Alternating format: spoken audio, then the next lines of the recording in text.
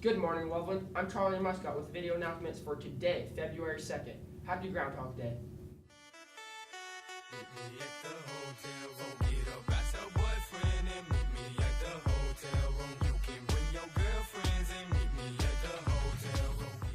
Please rise and remove your hats for the pledge.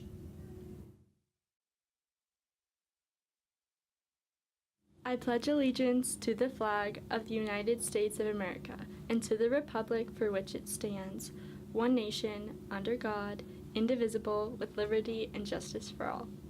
Attention, any students that were in AP Microeconomics or AP US Government last semester and are not currently in any other AP class, see Mr. Fallon on how to register for the AP test in May. All students at LHS are invited to come to Loveland Opera Theater's production of The Merry Wives of Windsor on Tuesday, 2/28/17 at 7 p.m. at the Rialto Theater in Loveland. This opera, based on a comic play by Shakespeare, is set in the 1950s in Scarsdale, New York. All tickets are free. If you're interested in signing up for this opportunity, please see Miss Steckity, our choir teacher, by 2:20 in the choir room during lunch or after school. And now let's get a closer look at registering for AP exams.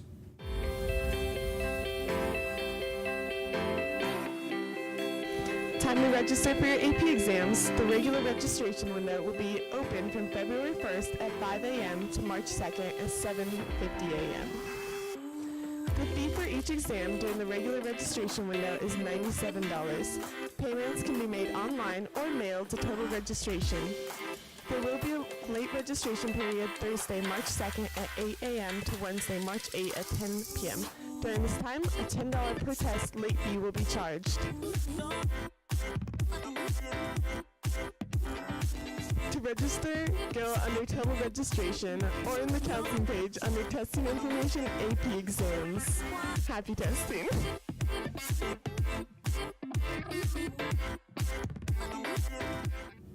You only have a month to sign up, so do not delay. Let's take a look at our choir program here at Loveland High. What do you think of the music you perform in your choir? I think our music is very advanced. We often do it a cappella or with very advanced piano parts. We use a lot of different cultures, lots of different languages, and each song has different meanings and different feelings, and it's very well-rounded and very fun to do. It's different from most of the other choir music, and that's fun because you get to have a more relaxed tone and you get to play with so many different bits of accompaniment, or you get to be completely a cappella, which is fun too. I really enjoy the music I sing in my choir. I think there's a lot of different varieties that we sing in men's choir. Like we do pirate-themed songs that are really fun to sing, or we do like classical pieces that are very different and very challenging, that can challenge these kids to stepping out of their comfort zone when it comes to singing and music and all that. What do you expect to learn with high school choir? Why choir? I think from choir I will obviously learn a lot about music and learning a lot of music theory as well, not just the individual songs. To sight read, because I'm not really good at that. How to be able to pursue my career in music once I leave high school and able to like go to college and things like that. I am almost done with high school choir, but I've learned lots. I've learned that like teamwork is a major benefit when you're in a choir, because if everyone's working together to like learn their part, then you're going to have a great performance, a great ending result. Something more personal, like private lessons. You get different experiences out of both. With private lessons, it's something where you can work basically on yourself and your own talents, which is definitely very helpful. But when you come together as a group, you are combining multiple talents, multiple voices, and you're making something incredibly unique out of both. Well, choir gets that element of other people. Choir is a way to meet people. Private lessons are a way to seal yourself off from them. Choir, I think, just sounds better personally, like that instead of having just private lessons where you're just there, you have a big group of people, or in my case, guys around who are equal talent, who make the pieces sound better. And it's also good work with like group activities. It's good work with like getting to know people in your choir, and it's just better to be around a bunch of people other than be by yourself. I do both. I take piano lessons and guitar lessons, and I have taken voice lessons before, and I've done choir my whole life. So I guess choir, like, that all helps with your individual voice, but choir is a group performance. Choir is like if you're an alto or a soprano or a tenor or a bass, that's your designated part, but you're working to achieve like a greater sound to perform like and have a good tonality for audiences so they enjoy your performance.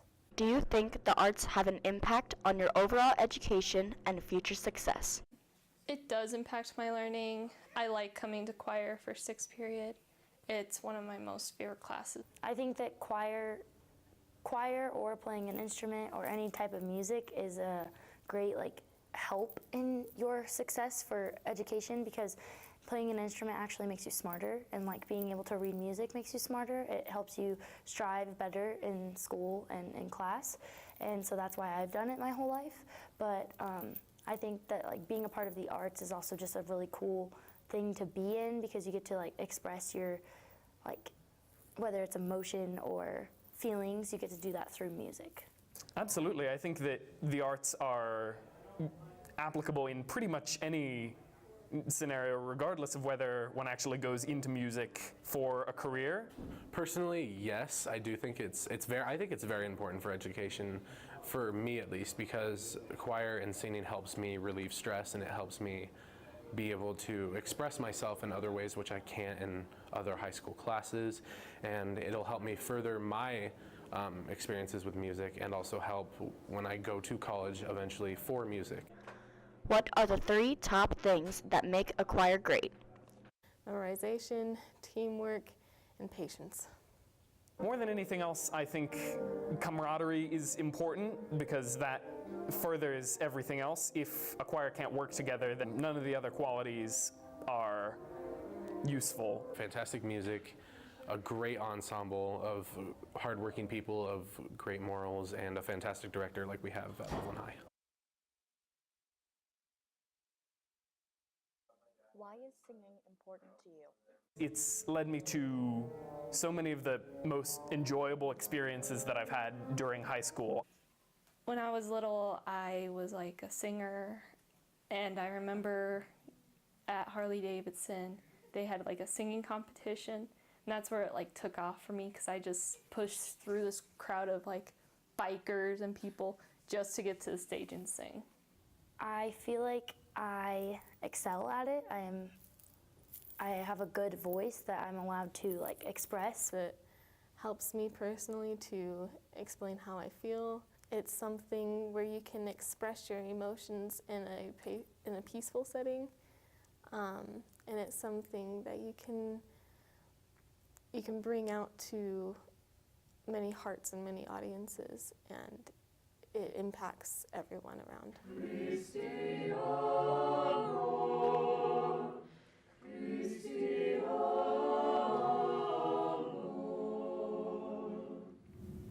Our students are definitely enthusiastic and hardworking when it comes to choir program. I caught up with some of the players on the Unified team. Now let's take a look.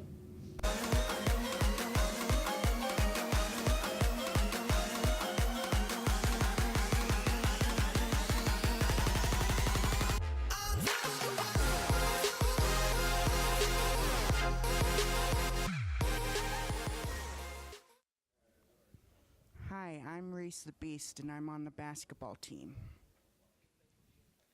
I'm Heather Hetrick, and I play Unified. I'm Destin, I'm the basketball. My name is Donovan. The hardest part about basketball is winning the games. Well, passing the ball when all the tall players. Easy. To price it.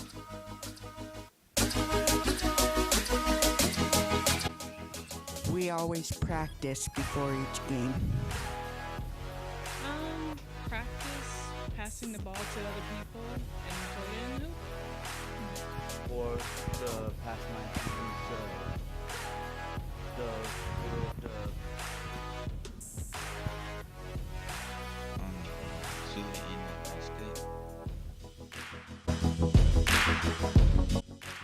favorite part about basketball is being called Reese the Beast. Working with other players and being a team.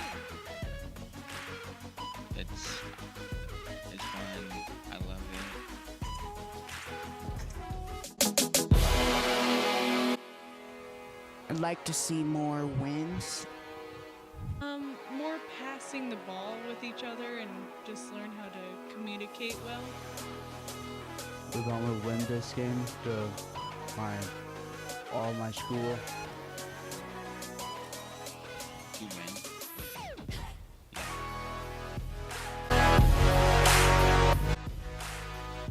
I could improve on passing the ball to my teammates. Get closer to the hoop and throw the ball in. Dribble the ball.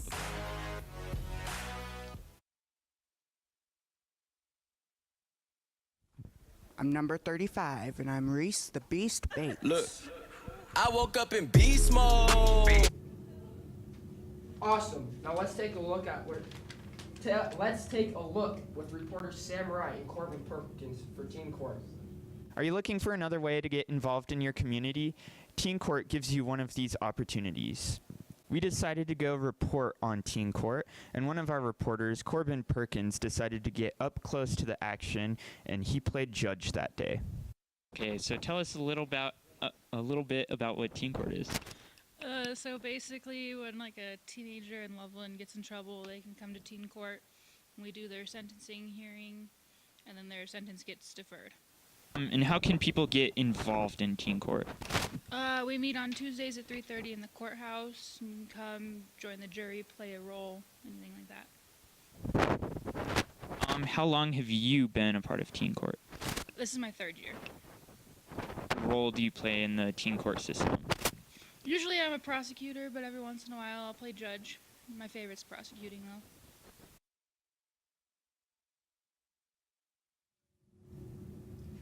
Looks like Teen Court is a great way to get involved in the community. That's all for today, Loveland. Have a great day. And today, we will end off with a photo essay by Henry DeWard.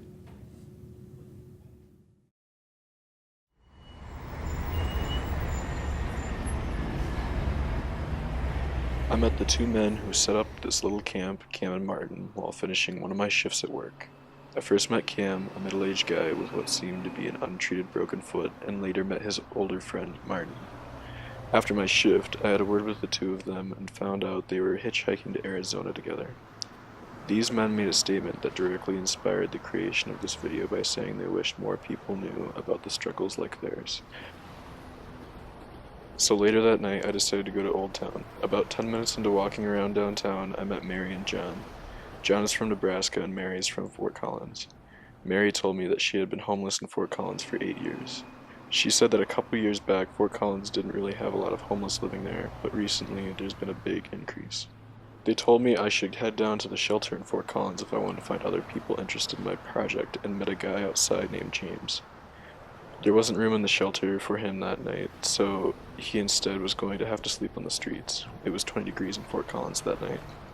This picture is from the viewpoint of where he would be planning to spend the rest of his night. On a final note, I'd like to leave you guys with a statistic and take from it what you want. Abandoned homes in the United States outnumber homeless 6 to 1.